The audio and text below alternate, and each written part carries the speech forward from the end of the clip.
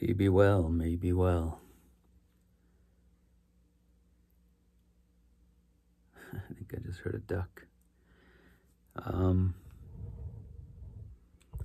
yes, I wanted to, I guess, record a video. It seems to be what's happening right now.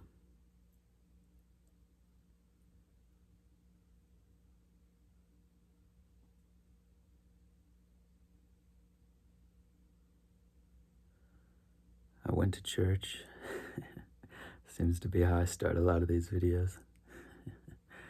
I went to church.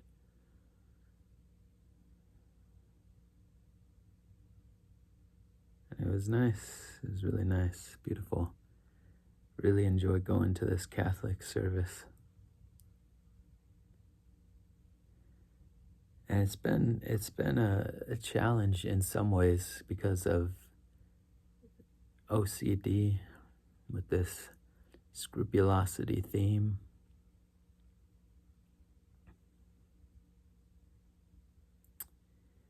And the ways that my mind sort of just,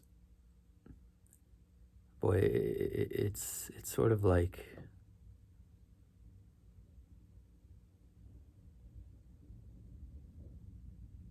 trying to think of a good analogy. For some reason I'm thinking video games, like the final boss of OCD.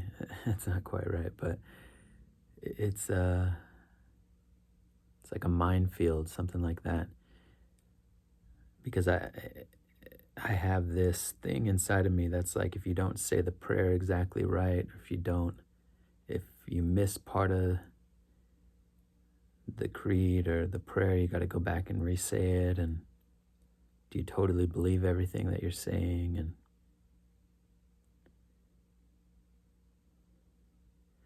And so, and just that's a flavor. That's just one small flavor, but that generalizes out across many different aspects of morality and with something like going to church.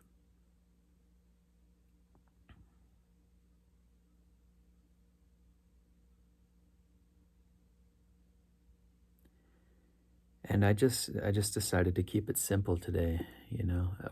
Here's one funny thing, like,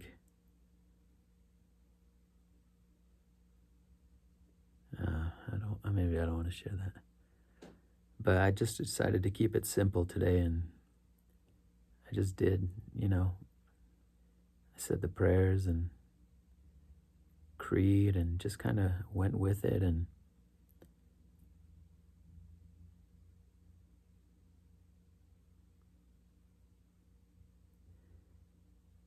it was beautiful. It was a really nice service. Shed some tears. I just felt some, grace, some movement of grace, something like that. Anyways, one thing I really want to, the theme I really want to talk about, it seems to be a theme that's just kind of developed over these videos, is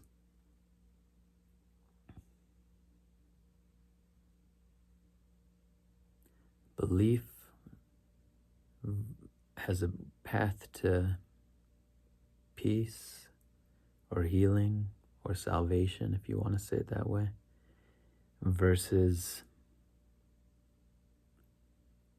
total surrender, which is a non-conceptual, not belief-centered, non-conceptual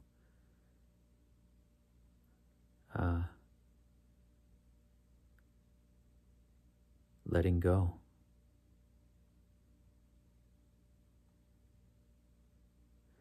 And that's hard to even really comprehend. I mean, it's not really susceptible. It's not really in that category of comprehension, at least not to the analytical, discursive mind. It's not quite in that domain.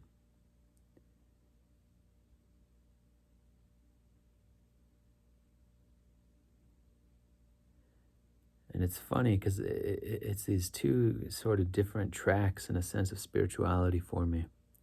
Because on the one hand, I feel very Christian. I feel very called, just to go to church, really.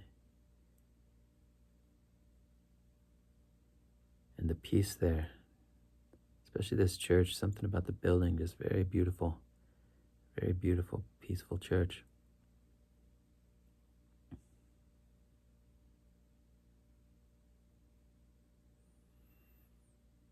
And there's a softness there, and there's a peace. I'll just use that word. That's one that feels the best for me.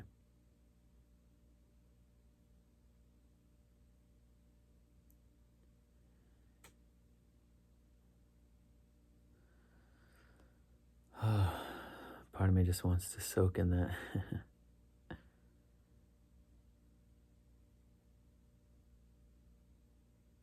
And it becomes a little bit of a challenge to speak.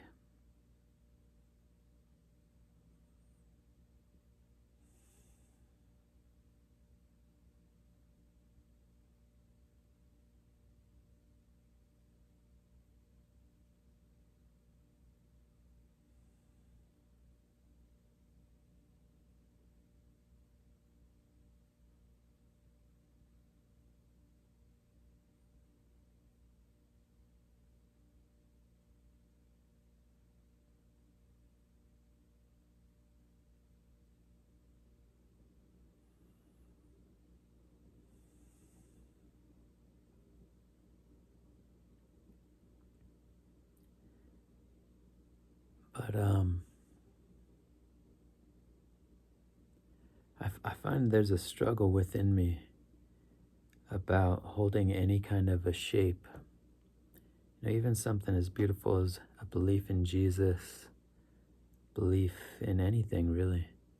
There's still there's a little bit of a posture. There's a little bit of a shape, a little bit of holding on to something.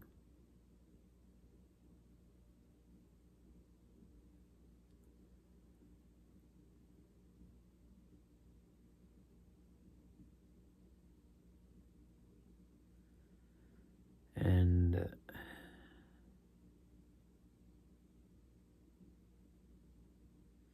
and then there's this other.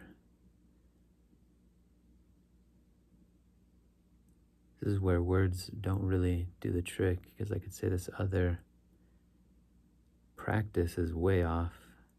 Movement is kind of the antonym. This other,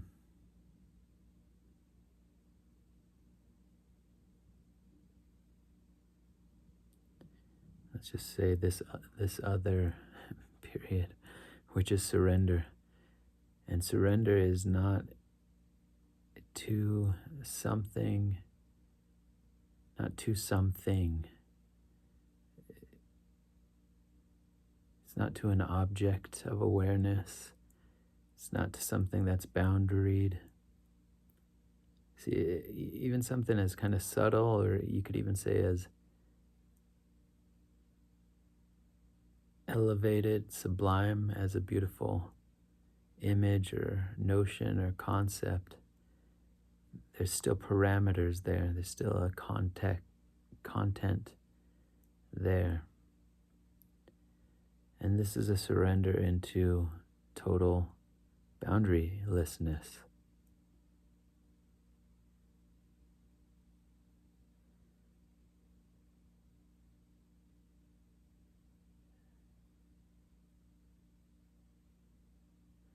And there's nothing there, really. It's not, it's peace. I mean, it shows up if you kind of backtrack into the sort of physiological correlates in the body.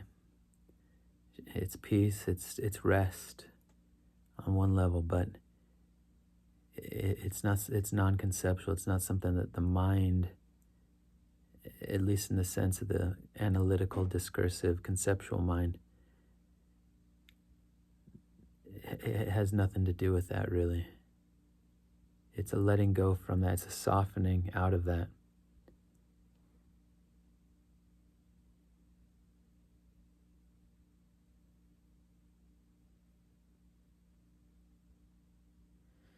It's a surrender into that. And that's a beautiful thing. I hesitate to characterize it in any sort of way because it's so free of all of that. But let me just try to be kind of concrete, practical about it. I mean, sometimes I find myself praying fervently to Jesus and to God when I'm really struggling with something, which seems to be frequently. Jesus, show up, help me.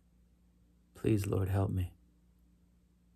You have my life, you have everything that I am. Please, Lord God, help me. Guide me, protect me, keep me safe from harm. You know, some of the things that I might pray. Show me, guide me, Lord.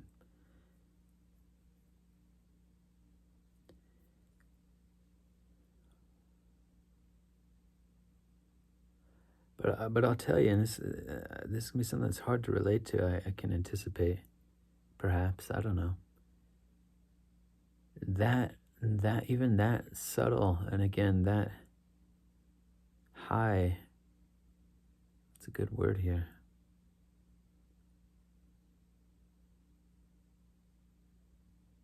Noble again is coming up for me. That elevated of a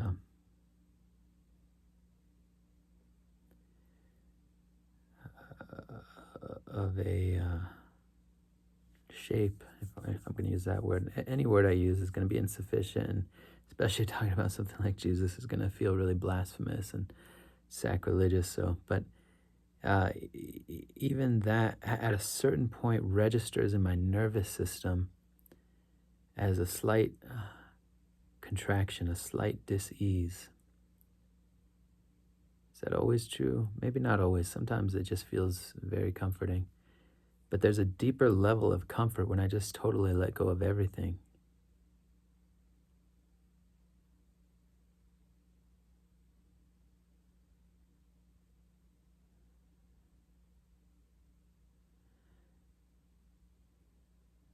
And that'll show up for me at night when I'm struggling with something,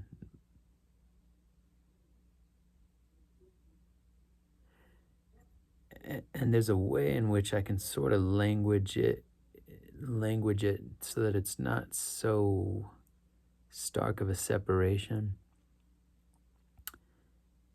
because I'm surrendering into the totality, surrendering into God. And I'm saying, in a Christian sense, it's almost like I'm saying, thy will be done, Lord. I no longer know what to do. I'm lost. I'm just going to totally let go.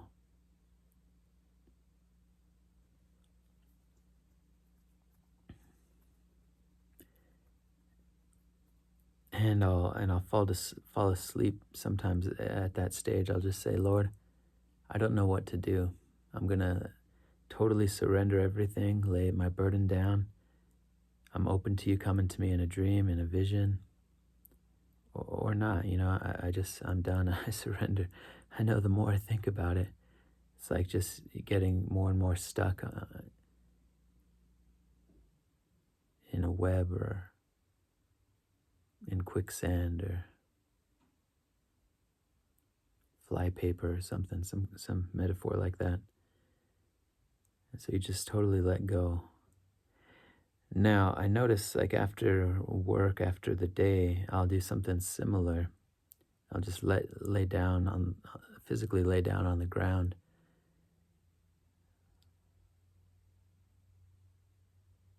And just surrender in a sense to gravity, but totally just let my body go. Because there's a little bit of a posture you have to hold throughout the day, dealing with all these personalities and crazy people and customers. And even if that weren't the case, I work a pretty physically demanding job. So even if it's just purely on a physical level, without the stress of the other stuff, it just feels good to totally release my body. And I'll shake, and sometimes I have to vocalize stuff, you know. I just let it get I let the energy move, you could say. So, yeah, primal in a sense, I guess. I don't know. Without any judgment, I just kind of let the energy move. And I've been doing this for years now. And so I can kind of shake stuff out and release a lot of the day pretty quickly. Again, it's not a prayer, it's just a total letting go, total rest. But a part of what's hard about that, and I think maybe some what we are afraid of and why it's hard to get started on something like this, and even this many years in, it still can be kind of a challenge.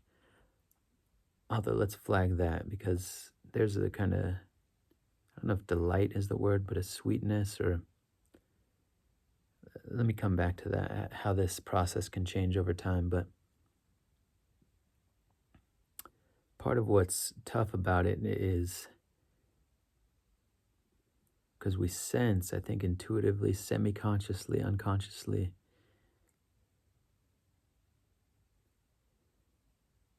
that kind of surrender means we're going to have to confront a lot of the stuff that we've been running from, inner pain.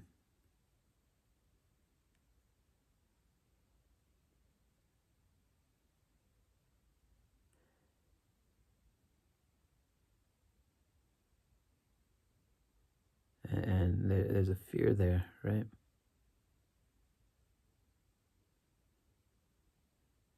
And so we just keep running, you know. But eventually you get exhausted, you get tired.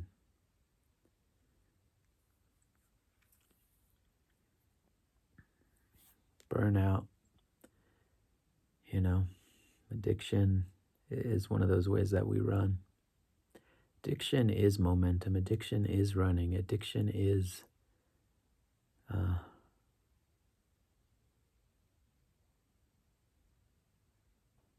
movement, momentum.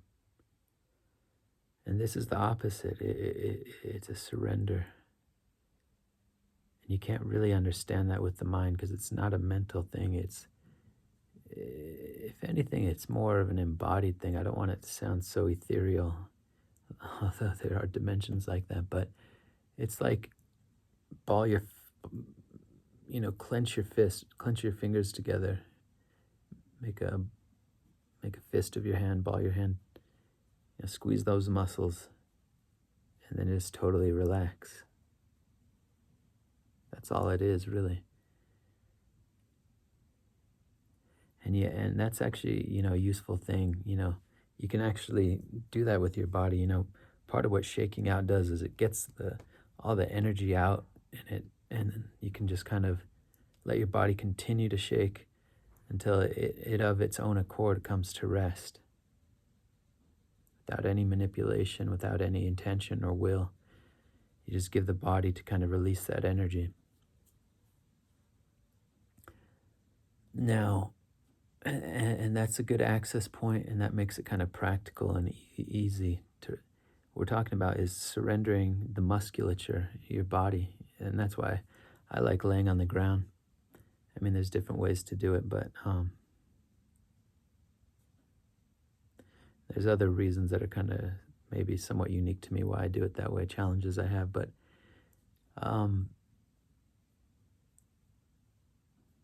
and now everything I'm going to describe is interrelated here, but you use language to kind of point to things and to draw some distinctions and hopefully to help navigate.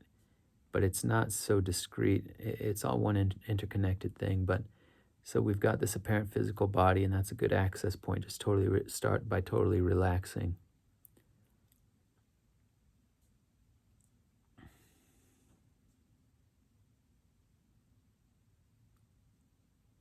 And that's not a forceful thing either, because you can get into this sense of, you can have an image of what a relaxed body looks like, and it's not that. It's not Buddha posture, it's not anything. It's truly letting go.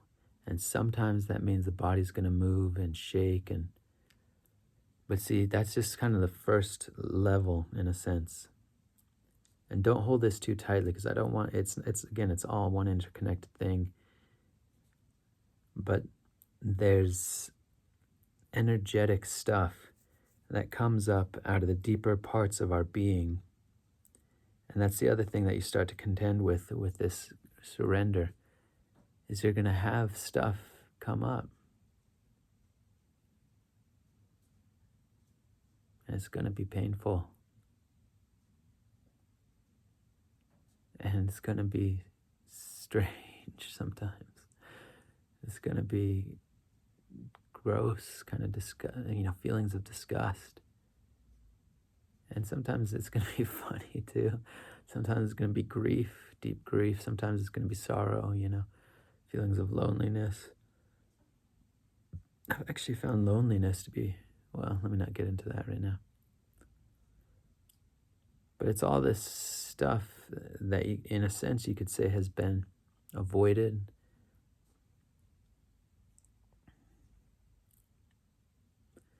And you want to be gentle with yourself. You build a capacity over time, and I need to keep that in mind when I talk about this stuff, because I've been doing it for a long time. But you're doing something very different than the world teaches you how to do if you're doing this kind of work. And the more you set your intention in this direction, the more you realize this world is really geared in the opposite direction. The world is geared for movement.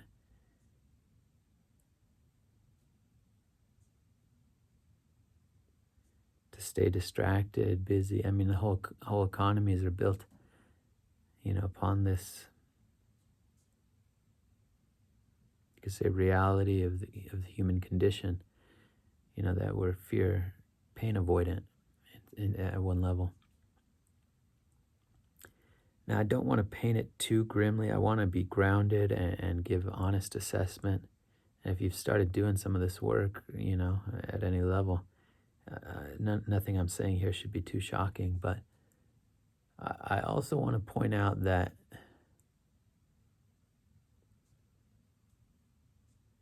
what you're doing is healing. And so every step in this direction is a step more healed, more whole.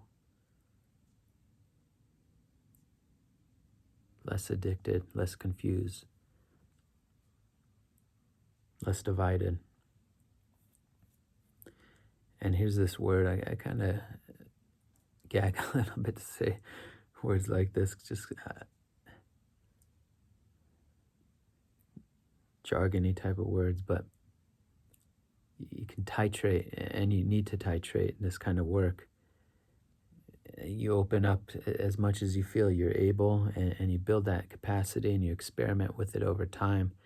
That's, I think, in part why people talk about having a set-aside time or a certain practice, is so that you start to build a familiarity and you get more comfortable with the process, and some of the psychological fear can subside, and you build a capacity over time, and you do it gradually, and sometimes you do too much, and you learn from that,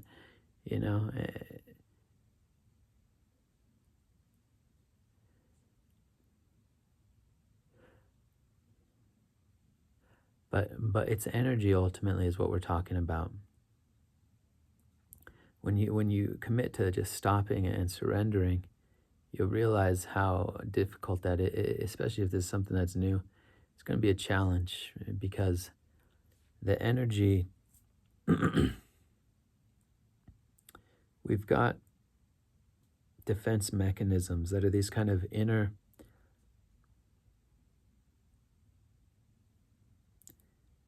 psychological barriers to kind of keep that pain from surfacing. And when we say pain, we can be even more simple and just say energy. And that'll be a great relief and insight you can have on the path. It's not bad to label the different flavors of these energies, and you'll notice grief is very different than fear or disgust or anger or something, I don't know. That there are, different modulations, you could say, different flavors of these energies, but just recognize that you can touch that directly, and there's no labels there. And what is that? Even energy is a label. It's an experience. You could say it's almost like a vibration. It's got a certain density to it. When the stuff comes up, however, what happens is we tend to bounce up into the mind, And you realize pretty quickly, just with some reflection on this and some experimentation, that one of the roles that the discursive mind plays in all the crazy thoughts that we have going on up here is this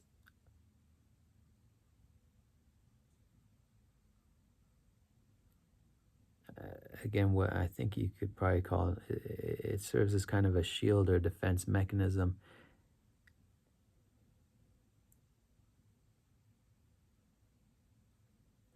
It's almost like, yeah, we've got, and hold all of these lightly, and please just relax. If you're hearing this, best thing you can do if you take away nothing else from this video is relax. That's the whole path. All right, so don't freak out with any of this. Hold these lightly. If it doesn't work for you, just move on to the next. Not every teaching makes sense at every juncture on the path. But in a way, it's like we've got this beach ball, and the beach ball is all the storehouse of emotions that we haven't processed, that we haven't worked through, that are kind of trapped. I hesitate to use that word, but that are in the body, in the being, on a deeper level, but they kind of release through the body. The body is like the final layer.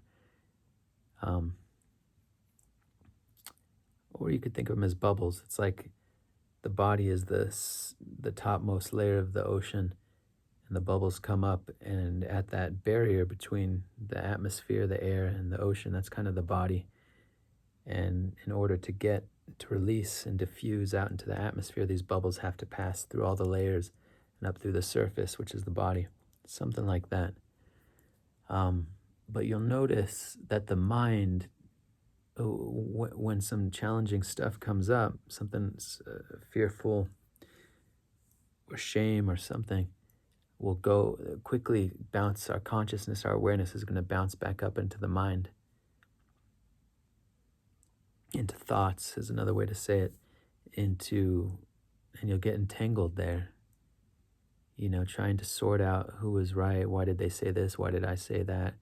Why did this happen? Oh, I should have done this. They should have done that. And it's a way of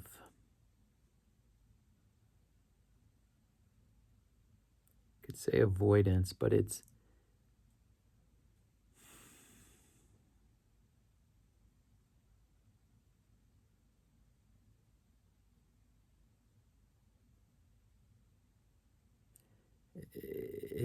like the mind trying to do something with that energy, and so you just, and so that what that looks like is getting stuck usually in the mind. But what you can do, and you don't fight that. Again, this is not a technique. This is surrender. This is just stopping. So you allow that, and you just keep surrendering. Come back into the body. You'll notice that with the mind, something difficult comes up, you're up in the mind. If you can, at that point, at some point, you'll kind of come back to awareness. Notice what's going on in your body. You can't be up in the mind and not have it reflect as stress or tension in the body. That's another good insight to have. And so just relax and just recognize, okay, the body is tense. Let's just relax here. Let's soften here. Let's relax. Now, you won't be able to resolve it in the mind. It has to happen at a subtler level, and that's going to be the emotions. But again, it's not a analytical or psychodynamic, psychoanalytic, psychotherapeutic process in that sense.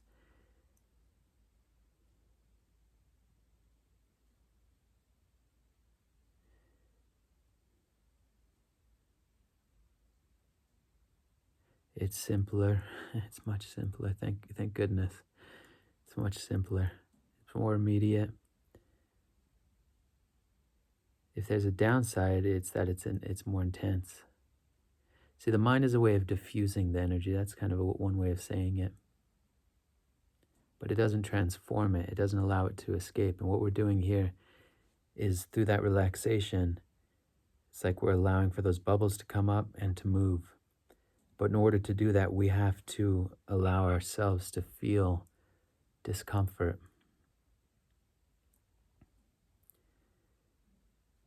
and to emote.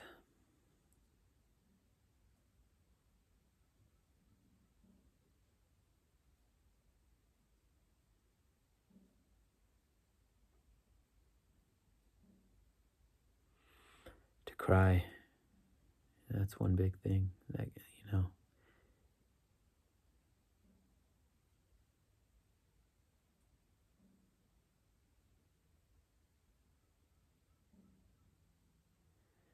And you'll notice it's like these waves of this energy. They're kind of on the periphery. It's like we're in the thoughts, and you can kind of sense in the background as you do more of this. It's like, oh, there's the storehouse of the energy. It's almost like there's a gestalt. There's an overall feeling tone of whatever memory that you're in.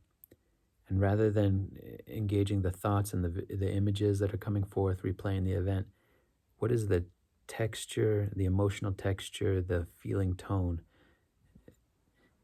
energetic flavor of that memory? Is it fear? Is it loneliness? And it's almost as if you go to that place within yourself. And it can be helpful sometimes. I mean, there are little techniques that can help that you can cycle through and try out. You know, you can touch that place. Okay, it's loneliness. Can you go to that version of yourself 10 years ago or whenever this was, as a child or yesterday, whatever? And can you hold that version of yourself and say, hey, I'm here. I'm so sorry. I'm so sorry. I'm so sorry. That's awful. Can you touch that loneliness? Can you be with that loneliness? And I don't want to get too far into giving techniques because it's not something that the mind can really do. It's more a matter of the heart, and it's more of a direct experiential thing. And you don't really need the words. It's just you go to that part within you.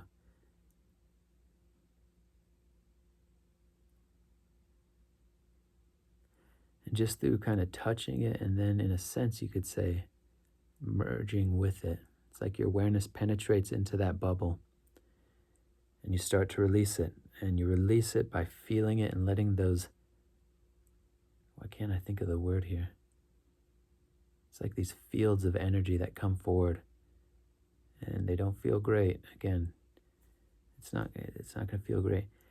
But I will say after a while of doing this, and not too long, just as after you've had a few experiences of allowing the stuff to process, fully feeling it, crying, shaking, holding yourself, curling up into the fetal position.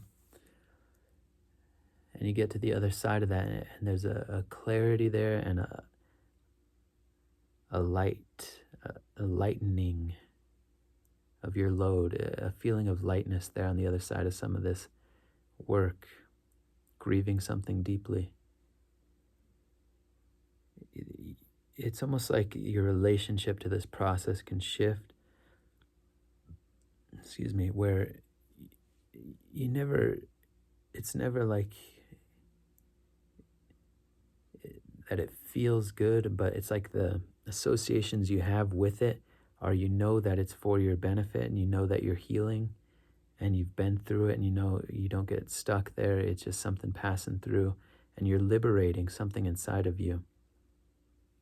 So you can almost kind of look forward to doing it in a way, because it's self-love, you know, giving yourself that time to grieve, the time to feel the emotions or whatever. But it's all predicated, again, on total surrender. Now, again, just to reiterate the caution of figure out for yourself, you know, just go at this slowly, gently, and build how much you can process in at any given moment that you are experimenting with this.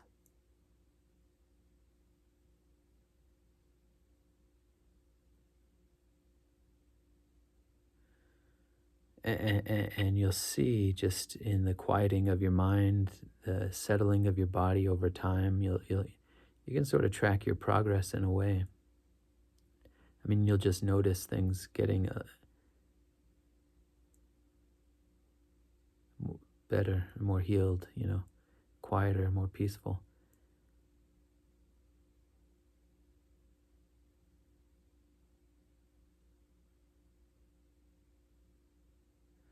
And you'll be able to access that dimension, that energetic touching dimension quicker, where it's not just so much caught in the mind. You'll more easily be able to sink into where that place, and you can even start to direct your consciousness. Consciousness has a sort of, the subtler aspects of our body, of our being,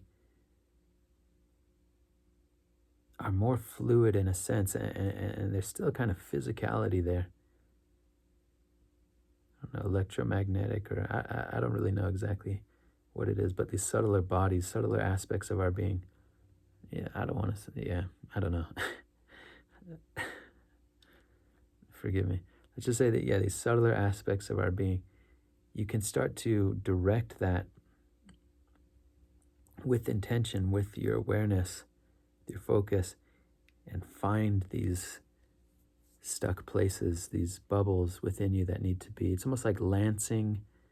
This is a gross metaphor, but lancing a blister, cyst, wart, pimple. I don't know. I don't know if I want to use that metaphor, but it's something like that, because you can penetrate it and you start to, bubble's a better one. You start to let the gas of the bubble come out, the energy come out.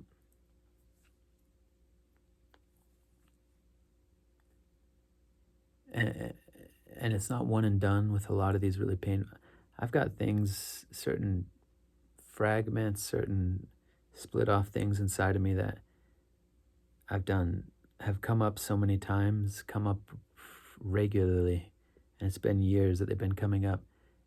And somehow there's such a deep psychic impression, such a deep wound, such a deep divide, or such a deep pain there, alienation there, that it's taken a long time. I mean, I can look back and see how the charge, that's another way to say it, some of the energetic charge has decreased on some of these things, but some things are so ready to be liberated, and they're not coming to mind now because they've just emptied out of me, But some other things, there's a certain density or fixation, but you just trust it. You don't force it. You cry. Although, like I was saying, you do get to a point where you have enough trust in the process, you've seen it happen enough, that you can kind of start to direct your attention into some of the dark places, gently, slowly, carefully, and start to let out some of the pain and metabolize, process, digest, etc.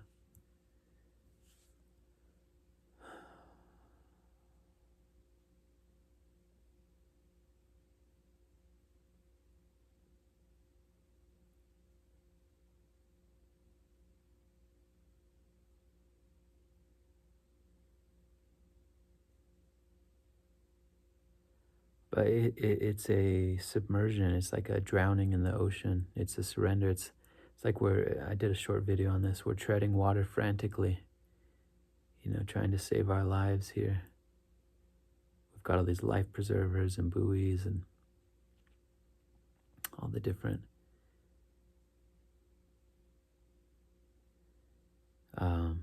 avoidance strategies to keep us afloat, and in this world. And this is like drowning in the ocean. Actually, how I said it in the video, this is like surrendering and realizing you're in a highly salinated body of water, and that you're buoyant, that you don't need to be swimming so frantically. And there's some truth to that too.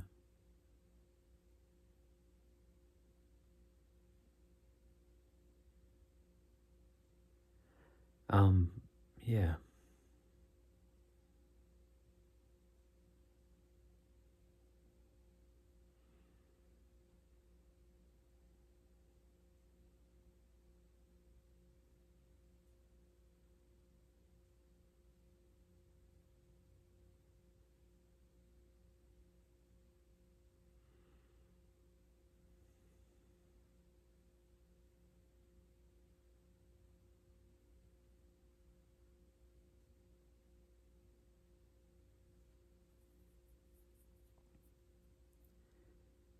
So, peace be with you. There's a part of me that wants to say, now that I've sort of talked this all out, I mean, I'm I'm talking this all out in real time and processing too, because there is a time for all of this deep surrender work, and I've noticed there's a time for kind of a devotional thing to come in where I call on Jesus and listen to some Bible verses and feel very held, and it's not like holding a shape, or it's not. There's a comfort there and a solace and a protection and a safety. And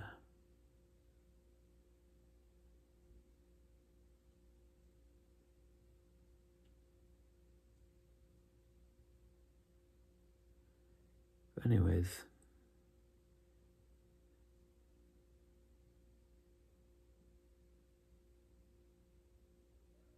mostly it's just about surrender. Relaxing is another way to say that. Resting deeply, letting go, letting go, letting go. So may you be well. Peace, peace, peace. Take care.